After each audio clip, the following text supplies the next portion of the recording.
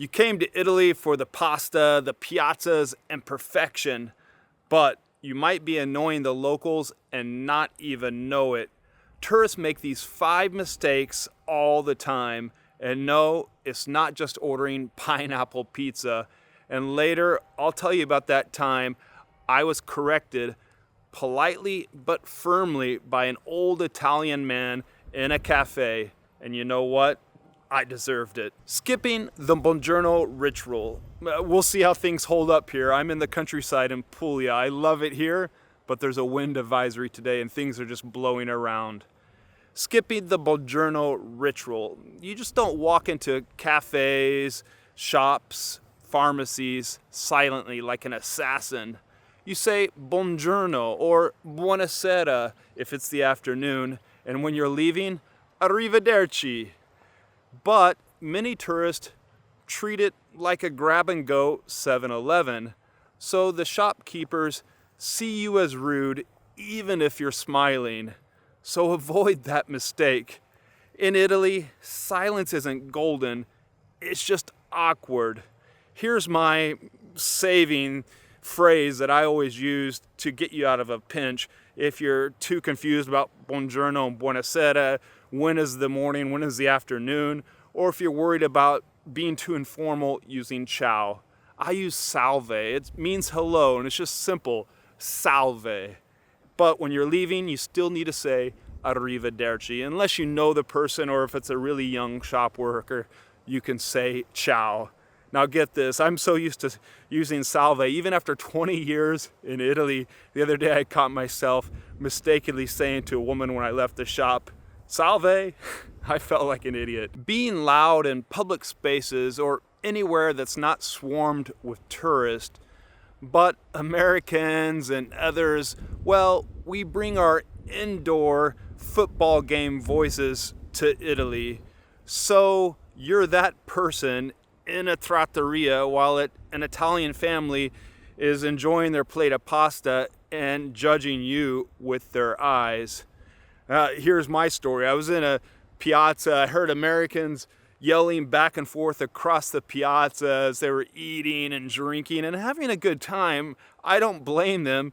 An Italian lady next to me was finishing up her meal and knocked back the rest of her red wine, and I could hear her say under her voice, Americani.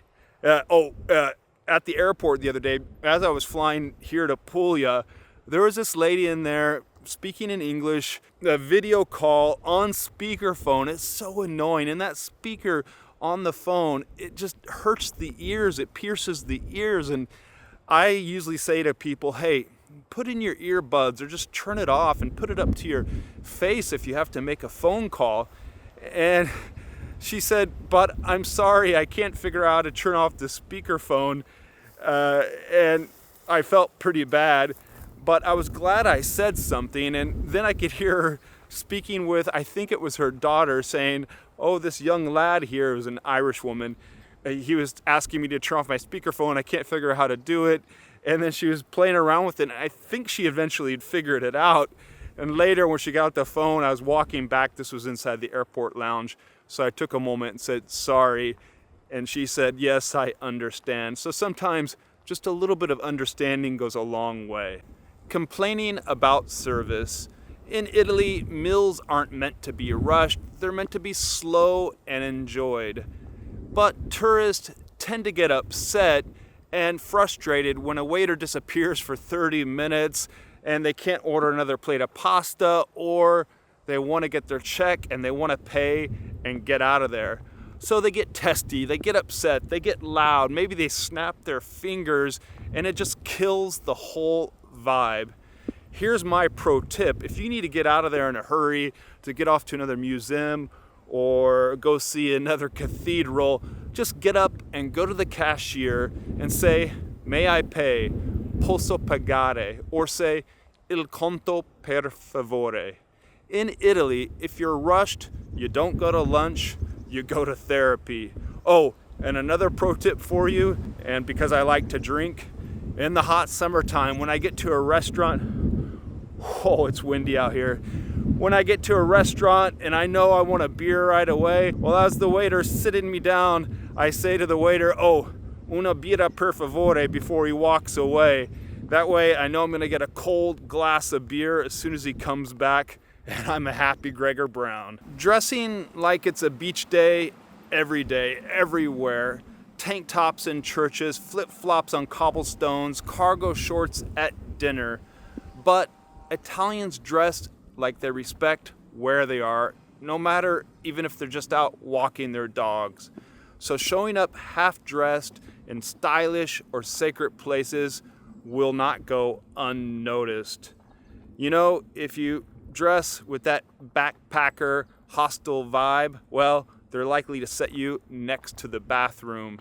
It's gotten so bad in some beachside resort areas, the local communities, the city councils, governments are starting to issue fines for those wearing beachwear outside of the beach areas. People just don't use common sense, and they have to be told and, yes, fined. Well, what do I think? What have I learned over all the years? Well, I've definitely made my share of mistakes. I've ordered the wrong food, I've dressed inappropriately at times, or I said ciao when I shouldn't have.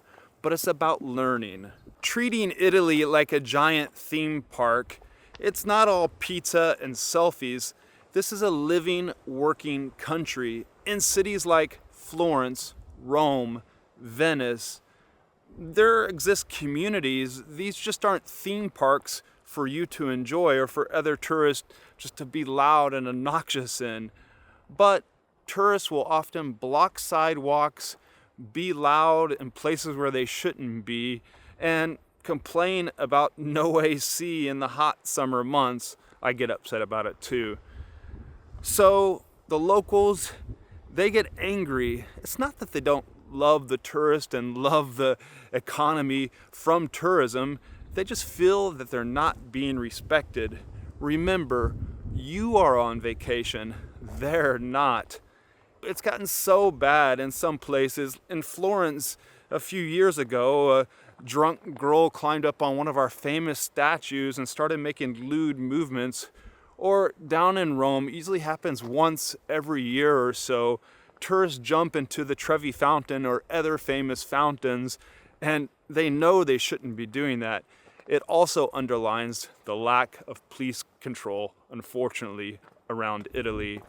Also, what happened recently in my city of Florence, I was coming home from a morning run, and I saw these girls walking down the street with a big trash bag, and they clearly didn't know where they could dump it, and they left it outside of someone's door there. And a lady yelled at them, and I was there too, and I yelled at them too. And I said to them, "Hey, we live in this city. Look, just 200 meters down that way, there's a trash can. Go dispose of it properly." It's just this sort of respect or lack of respect that can be an issue when you go visit a country and you just think it's a big giant theme park for yourself. Oh, and what my friends and I do when we're at a restaurant, there's a group of loud tourists or any loud group and they're being way too loud, we start laughing and making other sounds much louder than they are, making it obvious. We're like, oh, ho, ho, ho, at a really high level. I know it's immature, but we have a good laugh about it. By the way, a lot of these tips are in my regular email newsletter that I put out.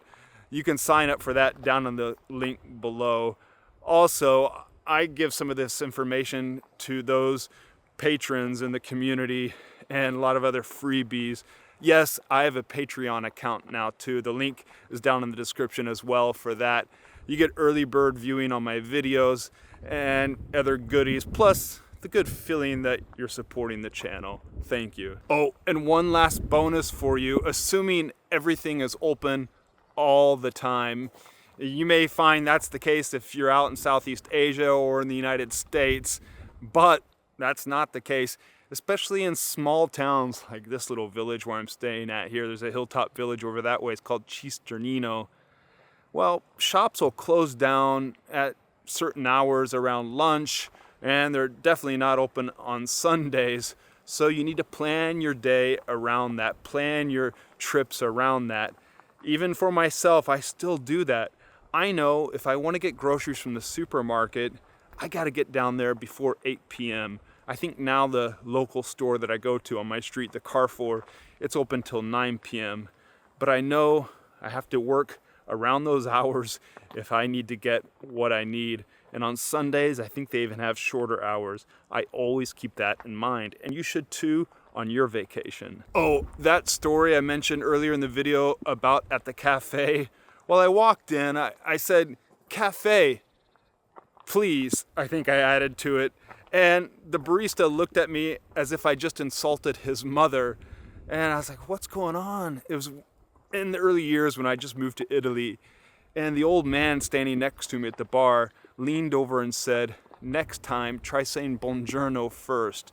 It was a tiny thing, but you know what? It made a big difference. Now, earlier in the video, I was talking about complaining about service at the restaurant, but there's something you should be complaining about, because in Venice, prices are going up even to enter into the city on a day pass. Is it right or is it wrong? I don't know. And in other cities like Florence and Rome, well, there are taxes that are going up and up on tourists. So I want you to check out this video next where I do a deep dive and explain how you can save money on your next Italian getaway.